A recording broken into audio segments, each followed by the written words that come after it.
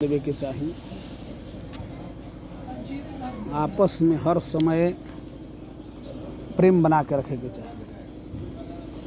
गांव से जुटाओ, गांव के लोगों से मिल करके रहना चाहिए। अपना पैतृक संपत्ति पर भी देख रेख करना जरूरी है। जहाँ आप जाते हैं, कार्य में, विवाह में, शादी में, अपने बाल बच्चा को भी लेकर के जरूर जाएं। संस्कार सिखाएं, अपना अपना धर्म का पालन करें, दूसरे के कार्य में दखल न दें, धर्म करें, भजन करें, कीर्तन करें या कोई मानस पाठ करें। ये घमंड नहीं होना चाहिए कि हम ये जानते हैं तो ये जानते हैं। ये नहीं है कि अभ्यास हो गए तो किसी को समझ में मत कीजिए। ज़्यादा जानकारी है तो किसी को मानिए मत। बड़े को कदर मत कीजिए। जाति प्रथा से उठ करके काज कीजिए।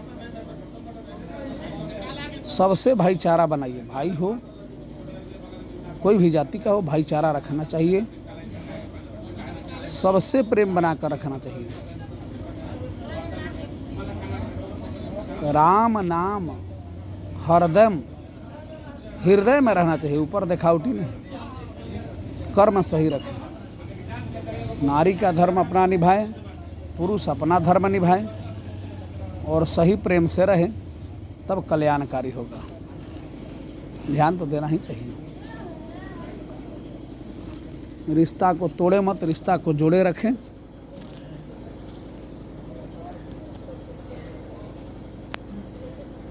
जो कार्य सपरे करे, दूसरे को कन्या का विवाह हो, कार्य हो, उसमें कुछ भलाई करें। हो सके कुछ दान दे दें। आप योग्यता हैं तब, नहीं है तो शरीर से भी सहयोग कर सकते हैं। यज्ञ हो, उपनेत्र हो, उसमें बरियारी नहीं मांगा जाएगा कितना हमको दीजिए। समय के अनुसार, समर्थ के अनुसार अपने आप दान आपको मिल जाएगा।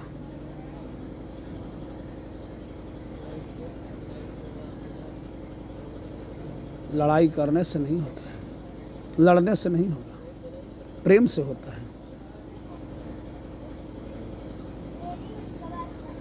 प्रेम ही सागर है दुनिया का, प्रेम ही है। मंदिर में जैसा व्यवस्था हो उसी तरीक़ा से कार्य करना चाहिए। स्पेशल आप काम कराते हैं तो उसमें जिस तरीक़ा से मजदूरा को मजदूरी दिया जाता है, उस तरीक़ा से स्पेशल काम में आपका फर्ज होता है कि नहीं देना है। ब्राह्मण को वेद पढ़वाएं और वेद पढ़वा करके कार्य करें और दक्षिणा न दें तो आपका कार्य शुभ नहीं माना जाएगा, कार्य सफलता नहीं माना जाता है। ब्राह्मण तो अपना काम करके चला जाता है, अगर नहीं दीजिएगा तो आपको कुछ बिगाड़ तो नहीं पाएगा। लेकिन ये दोष ईश्वर के यहाँ लगते, ईश्वर आपको माफ़ नहीं कर पाते हैं।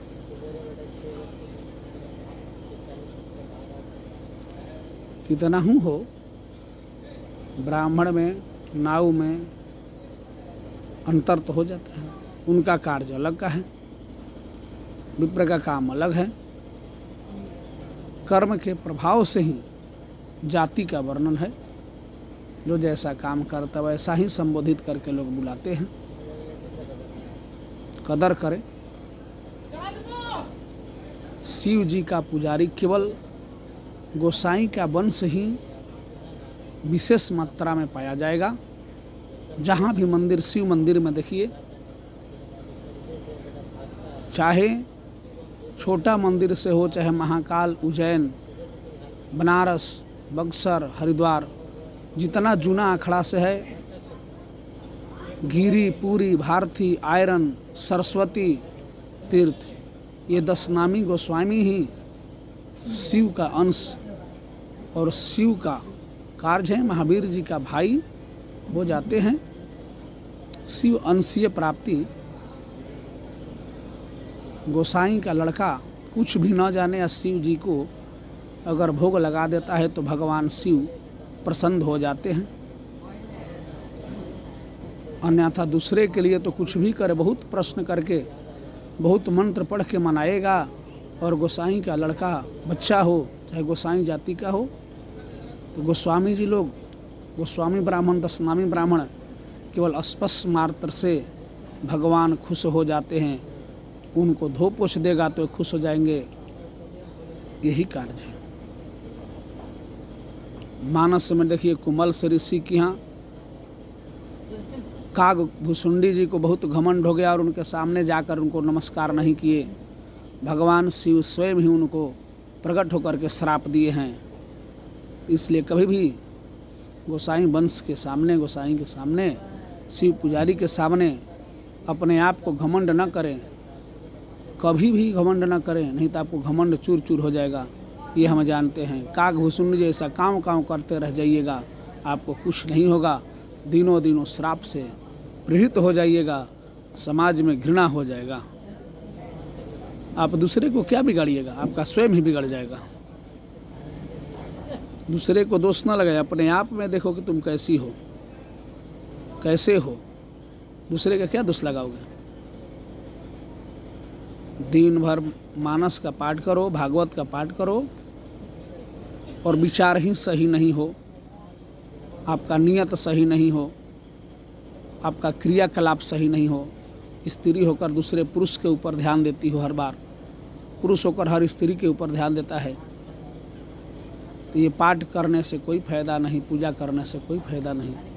आपको निंदनीय होगा, उससे घटी होगा, क्षति पहुँचेगा समाज में। किसी को बदनाम करने के लिए मत पहुँचिए, अपने आप को बने तो बनाइए, उल्टा दोष न लगाए। किसी को कैसा पैसा मिला, कैसा धन मिल रहा है, क्या नहीं, उसके देख कर जलो मत, तो जलने वाली तुम जल के खाक हो जाओगे।